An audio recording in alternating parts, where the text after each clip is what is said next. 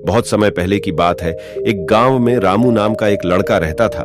वह बहुत ज्यादा चिंता करने के कारण अपने जीवन से बहुत परेशान था। वह परिश्रम तो बहुत करता था, लेकिन उसे वैसा परिणाम नहीं मिलता था जितना कि वह मेहनत करता था। वह कुछ भी करता था तो उसे असफलता ही हाथ लगती थी, जिसके कारण वह अपने भविष्य को लेकर भी बहुत चिंतित रहता था। हर समय ज्यादा चिंतित होने के कारण वह कुछ नया भी करता तो वो काम भी ढंग से नहीं कर पाता था। हमेशा चिंता करने के कारण उसका स्वास्थ्य भी अच्छा नहीं रहता था। एक दिन उसके एक रिश्तेदार उससे मिलने के लिए आए। उस लड़के ने उनसे अपनी समस्या बताई। तब उन्होंने उस लड़के से कहा, तुम समय निकालकर कभी हमारे यहाँ आओ। हमारे गांव में एक बौद्ध भिक्षु रहते हैं। वह किसी भी समस्या का समाधान बड़ी आसानी से कर देते हैं। मुझे पूरा विश्वास है कि वह तुम्हारी समस्या का समाधान जरूर करेंगे। उस व्यक्ति की बातें सुनकर वह लड़का बहुत खुश हुआ और अगले दिन ही उस बौद्ध भिक्षु से मिलने जाने के लिए तैयार हो गया। बौद्ध भिक्षु के पास पहुंचकर उस लड़के ने अपनी सारी समस्या उस बौद्ध भिक्षु से बताई।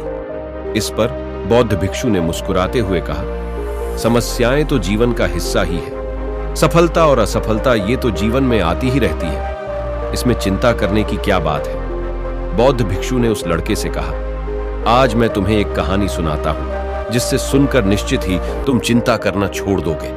दोस्तों, इससे पहले कि कहानी शुरू करूं, अगर आप हमारे चैनल पर नए हैं तो कृपया चैनल को सब्सक्राइब करना न भूलें।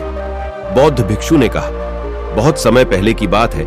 एक राज्य में एक जादूगर रहता था, जो कि अपनी जादू की कला दिखाकर बहुत प्रसिद्ध हो गया था। कई बड़े बड़े लोग उसे अपने यहाँ बुलाते और जादू दिखाने के लिए कहते, और जब वह जादू दिखाता तो वे खुश होकर उसे इनाम देते।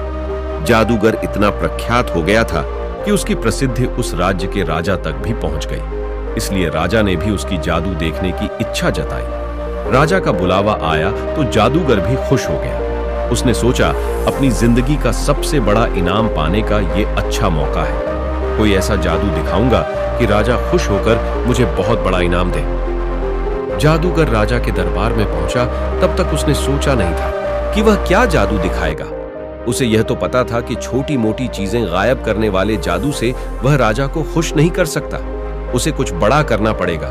उसने जब राजा को पहली बार देखा तो उसकी नजर सबसे पहले राजा के मुकुट पर पड़ी और उसने मन बना लिया कि राजा का मुकुट ही गायब करके सबको आश्चर्यचकित कर देता हूं। जादूगर ने अपना जादू शुरू किया और जैसा उसने सोचा था, राजा का मुकुट गायब कर दिया। राजा का मुकुट गायब होते ही सभा में बैठे सभी लोग राजा पर हंसने लगे। राजा को लगा कि जादूगर ने जानबूझकर उसकी बेइज्जती करने के लिए ऐसा किया है। राजा लोगों की हंसी को अपना अपमान समझ बैठा। गुस्से में आए राजा ने तुरंत उस जादूगर को पकड़कर काल कोठरी में डालने का हुक्म दिया और साथ में यह भी कहा कि इसे 7 दिन बाद फांसी की सजा दे दी जाए। जादूगर ने सपने में भी नहीं सोचा था कि उसके साथ ऐसा होगा।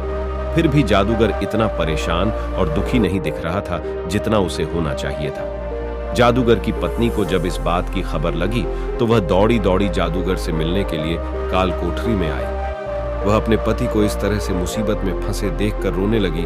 तब जादूगर ने उसे समझाया कि चिंता मत करो और खुश रहो। पत्नी को लगा कि मौत की सजा सुनकर उसके पति को सदमा लगा होगा, इसलिए ऐसी बहकी बहकी बातें कर रहे हैं। पत्नी बोली, आप ऐसे समय में भी कैसे खुश रहने की बात कर सकते हो। जादूगर पत्नी से बोला, अभी से क्यों दुखी होना, अभी मेरे पास 7 दिन बचे हैं। बाद में देखेंगे, जो होना होगा वो होगा।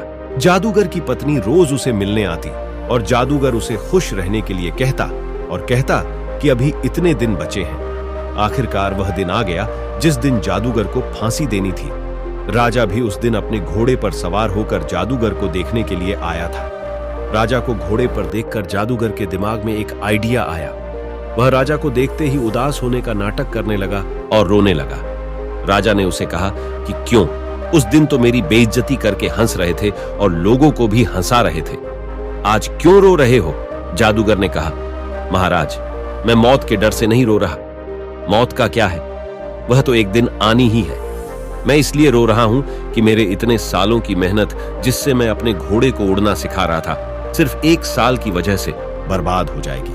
अगर मेरे पास 1 साल होता तो मैं अपने घोड़े को उड़ाने में कामयाब हो जाता। जादूगर की बातें सुनकर राजा को लगा कि अगर उड़ने वाला घोड़ा उसे मिल जाए तो वह दुनिया का सबसे सफल राजा बन जाएगा। वह उड़कर किसी भी अन्य राजा को बड़ी आसानी से युद्ध में हरा पाएगा। राजा के मन में लालच आते ही राजा ने उसे 1 साल तक का समय दे दिया और कहा कि अगर तुम 1 साल में मुझे ऐसा घोड़ा देने में कामयाब हुए तो तुम्हें फांसी की सजा नहीं दी जाएगी, लेकिन अगर तुम ऐसा नहीं कर पाए तो तुम्हें फांसी से भी बड़ी दुखदायक मौत दी जाएगी। इस पर उस जादूगर ने बोला, लेकिन मेरी एक शर्त है कि इस बात का पता किसी को भी नहीं चलनी चाहिए।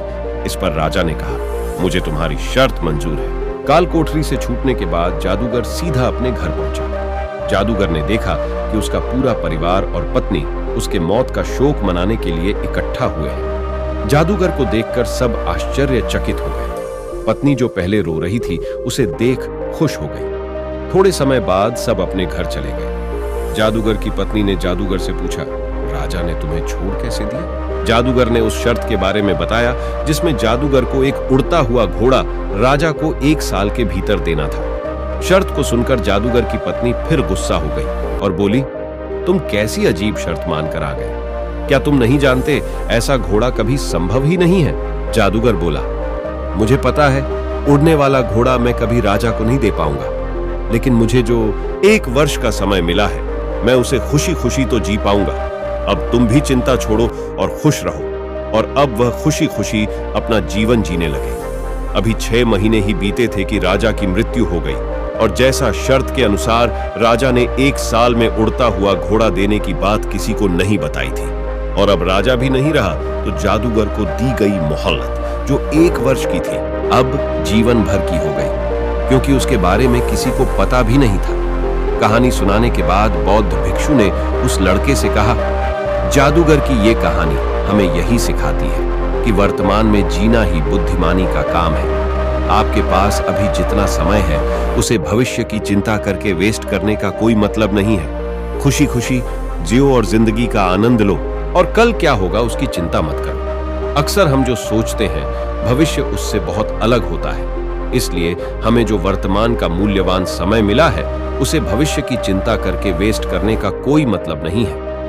बौद्ध भिक्षु की बात उस लड़के को समझ में आ गई और वह खुशी खुशी अपने घर लौट गया और सारी चिंता छोड़कर पूरे मन से अपने काम में लग गया। चिंता खत्म हो जाने से उसका दिमाग भी तेज काम कर रहा था, जिससे कि वह सही और उचित निर्णय ले रहा था, जिसके कारण अब धीरे धीरे उसे सफलता भी मिलने लगी, जिससे उसका जीवन पूरी तरह बदल गया। दोस्तों, आशा करता हूं इस कहानी से आपको कुछ सीखने को मिला होगा। अगर वीडियो अच्छी लगी हो तो एक लाइक जरूर करें। नमो बुद्धाय।